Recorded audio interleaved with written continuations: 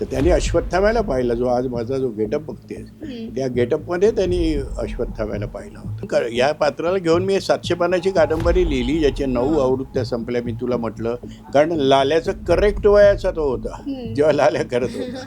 बाकीचे 2 लाल्या 50शीत होते तेव्हा. आज कुठल्याही नटाची ताकद नाही पहिल्या दिवशी हाऊसफुल करायचं नाटक आणि सतत हाऊसफुल. अशी मुवमेंट आली का की तुम्हीच हादरलात, ती एखादी नवीन काहीतरी तुम्हाला सापडलं त्याच्यामध्ये? आणि तुला सांगू, अश्वत्थामा आज कुठे आहे? नमस्कार, मी मधुरा शिधाई आणि कलाकृती मिळणार तुम्हा सगळ्यांचं मनापासून स्वागत आहे. आजच्या इंटरव्ह्यूचं लोकेशन तुम्हाला खरंच खूप वेगळं दिसेल, कारण का मी ग्रीन रूममध्ये बसलेली आहे आणि ही आहे नाटकाची ग्रीन रूम.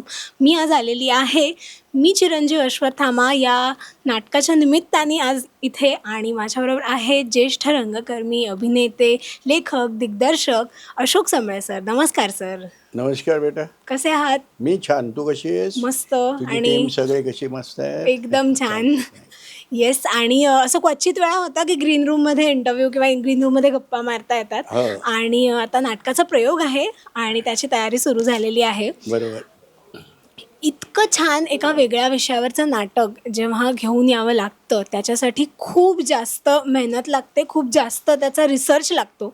तर मला सुरुवातच इथून करायची की हा सगळा रिसर्च तुम्ही कशा पद्धतीने केला आणि काय काय आव्हानं आली, आणि एखादा क्षण असा होता का की अश्वत्थामा ही खरं तर ना हा विषय इतका मोठा आहे की तो जितके वेळ आपण वाचू किंवा जितकं नव्याने कळत जातं ते काहीतरी वेगवेगळंच असतं. तर एक अशी मुवमेंट आली का की तुम्हीच हादरलात, ती एखादी नवीन काहीतरी तुम्हाला सापडलं त्याच्यामध्ये? आणि तुला सांगू, अश्वत्थामा आज कुठे आहे? तर सातपुडा पर्वत तुला माहिती आहे, पहिला पर्वत सातपुडाचा नंदुरबार पासून 90 किलोमीटरवर, अक्कलकुवा गाव आहे तिथून 60 किलोमीटरवर. खूप अडचणीचा रस्ता आहे. म्हणजे आम्ही जवळजवळ जाताना माझ्यावर 4-5 पत्रकार होते, तर ते आम्ही जवळजवळ मरता मरता वाचलो अनेक वेळा. कारण असा एक बाजूला आणि एका बाजूने जीप येत असतात, त्या जीपवर अश्वत्थामा लिहिलेलं असतं आणि संबंध तो परिसर अश्वत्थाम्याचा आहे. आता महाभारतातलं एक काळकुट्ट व्यक्तिरेखा, ब्लॅक कॅरेक्टर ऑफ महाभारत म्हटलं तर त्याला आज परमेश्वर म्हणतात. का? तो चिरंजीव आहे. पण आज तो चिरंजीव एकेकाळी त्यांनी जे काही पापकृत्य केलेलं आहे त्या पापकृत्याच्या पुढे जाऊन आज तो लोकांना वाचवतोय, त्यांना जगवण्याचा प्रयत्न करतोय, त्यांना मदत करण्याचा प्रयत्न करतो, अडचणीत आल्यावर त्यांना मदत करतोय. असा अश्वत्थामा आज आहे. मी काय केलं, मी जेव्हा तिथे अस्तंब्याला गेलो, 4 दिवस राहिलो होतो, त्याच्या आधी माझा एक महाभारतावरचा अभ्यास पूर्ण अश्वत्थाम्याचा झाला होता. पण अस्तंब्याला गेल्यानंतर मला जो काही अश्वत्थामा मिळाला तो एक वेगळा मिळाला. कारण जिथून त्या सातपुडा पर्वताच्या पहिल्या पर्वतावर अस्तंब्याहून अश्वत्थामा ज्या पायवाट्याने जिथे जिथे जातो तिथे मला तिथल्या आदिवासी माझ्या मित्रांनी नेलं आणि मला दाखवलं काय आहे, कसं असतं. त्या माणसांना भेटवलं ज्यांना अश्वत्थामा भेटलाय. ती माणसं मग प्रोफेसर होते, डॉक्टर होते, अनेक जण होते असे, की कोणी असं म्हणजे कोणी सांगेल आणि विश्वास ठेवेल असं नव्हतं. तर ते कोणते देवेर संपडी, तर अशा लोकांनी मला सांगितलं. मग त्याच्यामध्ये प्राध्यापक श्रॉफ होते, डॉक्टर शहा होते, अमेरिकेला असताना असते. तर त्यांनी अश्वत्थाम्याला पाहिलं, जो आज माझा जो गेटअप बघते त्या गेटअपमध्ये त्यांनी अश्वत्थाम्याला पाहिलं होतं. तर असा हे घेतो. आता अश्वत्थामा काय हा, त्यासाठी तुला अभ्यास थोडा करायला लागेल असा, की ते कॅरेक्टर काय आहे. एक द्रोणपुत्र अश्वत्थामा, सगळ्यांचा लाडका अश्वत्थामा, सगळ्यांना सांभाळून घेणारा विद्वान पंडित असा अश्वत्थामा, विलक्षण शौर्य शूर असलेला अश्वत्थामा असा एकाएकी का या खालच्या मार्गाला गेला. त्याच्या मागची परिस्थिती किंवा त्याच्या मागचं जे काही सायकोलॉजिकल त्याचं हे आहे, जे काही त्याचं काय आहे, त्याचा अभ्यास करणं खूप गरजेचं होतं. आणि मग त्याची जी काही मानसिकता मी बघत उलगडत गेलो आणि मग मला अश्वत्थामा सापडला असं म्हणणार नाही, पण बराचसा मी जवळ आलो त्याच्या. तुम्ही जसं उल्लेख केलात मगाशी की महाभारतामधलं एक काळं पात्र म्हणून ओळखलं जातं, पण मग ह्या पात्राकडे बघण्याचा तुमचा दृष्टिकोन कधी बदलला, किंवा असं कधी वाटलं की ह्या पात्राला घेऊन मी 700 पानाची कादंबरी लिहिली, ज्याचे 9 आवृत्त्या संपल्या. मी तुला म्हटलं 2.5 लाखाच्या वरती आज पॉडकास्ट आहे त्याचा. या पात्राबद्दल गूढ आहे, हे काय आहे नक्की, हा खरंच आहे का नाही, का हा आहे दिसतो. आता तुम्ही ह्या नद्या गोदावरी वगैरे या काठी तुम्हाला बऱ्याच वेळा अश्वत्थामा भेटेल, दिसतो तिकडे, पटकन असतो, जातो. तर त्याचं ते वणवण चालू असते, कारण त्याला शापच वणवणीचा आहे. आणि भळबळ असले, रक्ताची भळबळ आहे, त्यामुळे त्याला तेल मागावं लागतं सतत. तर हे काय आहे, तर हे पापाचं जे काही कर्म वाईट केलं त्यांनी, त्याचं क्षालन त्याला अनेक वर्ष करायचं आहे. हा चिरंजीवित्वाचा शाप आहे. त्या चिरंजीवित्व कलियुग संपेपर्यंतही राहील. कलियुग आत्ताच सुरू झाले, संपायला अजून खूप वेळ आहे. म्हणजे अकॉर्डिंग टू मी 1,00,000 वर्ष अजून हे संपेल कलियुग. तर आता व्यासांच्या मते आणि मी जे वाचन केलं आहे त्याच्या मते अश्वत्थामा हा कलियुग आहे. त्याची वाहणारी भळबळ ही कलियुगाची भळबळ आहे. अश्वत्थामा जेव्हा भळबळ थांबेल तेव्हा कलियुग संपलेलं असेल. मग ते कधी सांगता येत नाही. पण त्याच्या डोक्यातून जी भळबळ वाहते आहे, रक्त पू संबंध त्याचं हे, आणि ते तेलाने तो हे करतो, ती भळबळ हे कलियुग आहे.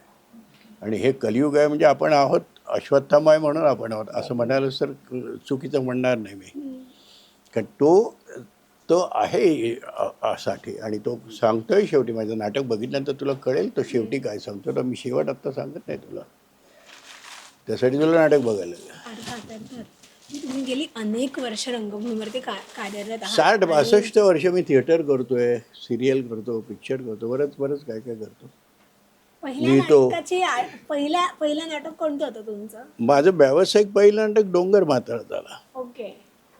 ते पण मी शिवाजी मंदिरलाच केलं. मी नाटक माझ्या संस्थेचं आहे, ऋग्वेद संस्थेची स्थापना झाली आणि शिवाजी मंदिरला मी डोंगर म्हातारा झाला, प्रायोगिक नाटकच केलं. पण हे व्यावसायिक नाटक आहे, टोटल संबंध वेगळा.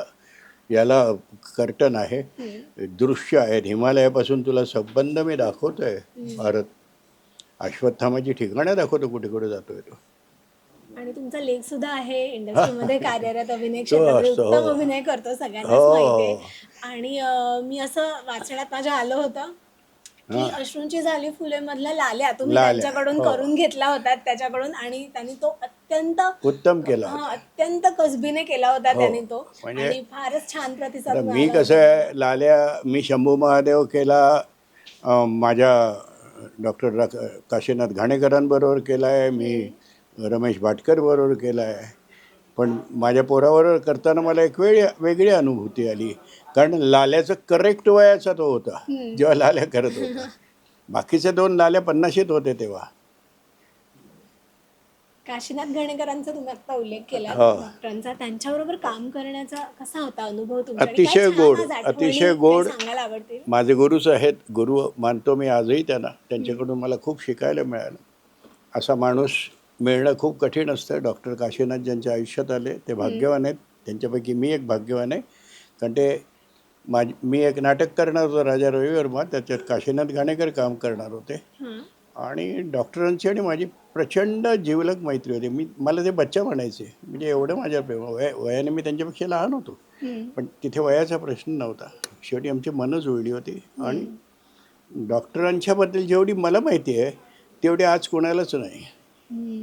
तो जो लाल्या होता, जो आम्ही प्रेक्षक म्हणून ते आत्ता पाहिलं, आमच्यापैकी आत्ता कोणीच काशीनाथ घाणेकर यांना त्यावेळेस पाहिलेलं नाही, पण तुम्ही ते जगलेले आहात, त्यांना जवळून बघितले. तर ती एक त्यांची जी हवा होती ना, सगळे प्रेक्षक यायचे, लाल्याला डोक्यावर घ्यायचे, ती वाईब काय होती? डॉक्टर काशीनाथ घाणेकर या नावाची एक हवा होती. तसा नट आज जन्माला नाही आला. आणि काशीनाथ घाणेकर नाव असलं की प्रयोग पहिल्या दिवशी हाऊसफुल व्हायचा. आज कुठल्याही नटाची ताकद नाही पहिल्या दिवशी हाऊसफुल करायचं नाटक, आणि सतत हाऊसफुल.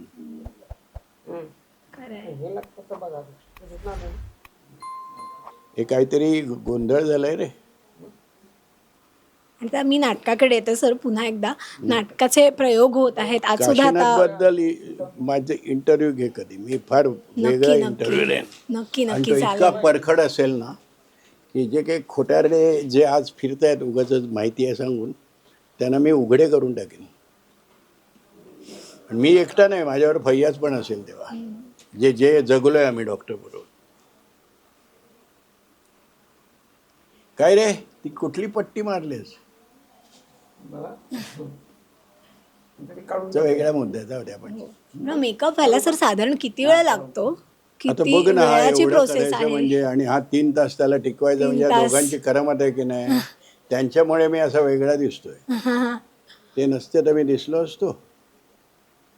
मग अशी मला कोणी प्रश्न विचारला बॅकस्टेजला मी परमेश्वर मानतो, कारण हे लोक आहेत म्हणून आम्ही आहोत ना. खरंय खरंय. सर, तुम्ही ज्यावेळेस अश्वत्थामाबद्दल कादंबरी लिहिताना अभ्यास करत होतात, वाचन करत होतात, वेगवेगळी माहिती मिळवत होतात, त्यावेळेस तुम्हाला अशी एखादी काय अशी वेगळी गूढ एखादी माहिती कळली का की जी आजवर लोकांसमोर गूढपेक्षा आलीच गंमत सांगतो. नव्हती? माझ्या हां. लिहिण्याच्या प्रोसेसमध्ये हं. मी रात्री लिहित बसायचं असं, आणि झोपलोय असं मी पडायचा, आणि माझ्या काचेवर अशी एक सावली यायची. ती मला सजेस्ट करायची, अरे हे राहिले बघ, ते जरा नोट कर.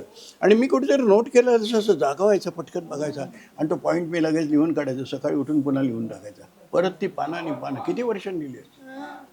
आता माझी अशी प्रत्येक कादंबरी, भीष्म लिहिली 800 पानाची कादंबरी, द्रौपदी काल आज उद्या लिहिली 700 पानाची कादंबरी. आता ह्या प्रत्येकाच्या कादंबरीची जी प्रोसेस आहे that is all together different. क्या बात आहे. आणि आता लवकरच नाटकाचा एकदा प्रयोग आहे गंमत काहीच मार. वेळामध्ये, त्यामुळे आत्ता थोड्याशा गप्पा आवरत्या घ्याव्या लागतात. पण मला सरांशी खूप गप्पा मारायच्या आहेत, कारण मला खूप प्रश्न आहेत अजून. ये. त्यामुळे आपण ये नक्की एकदा पुन्हा ठरवून. गप्पा ये मारूयात. नक्की. आणि नाटकाचा प्रयोग आता आहे, त्यामुळे प्रयोगासाठी आणि सगळ्याच तुमच्या प्रोजेक्टसाठी खूप खूप शुभेच्छा तुम्हाला. थँक्यू सो सगळ्या मच. पोरांना माझे आशीर्वाद. Thank you, मस्त sir. राहा, असंच हे करत राहा. Thank you sir, thank you. रसिका हो, कलाकृती मीडिया म्हणजे मनोरंजनाची लयलूट. मनोरंजन क्षेत्रातील किस्से व घडामोडींचा आस्वाद घेण्यासाठी कलाकृती मीडिया या यूट्यूब चॅनलला सबस्क्राईब करा आणि व्हिडिओ लाईक करा.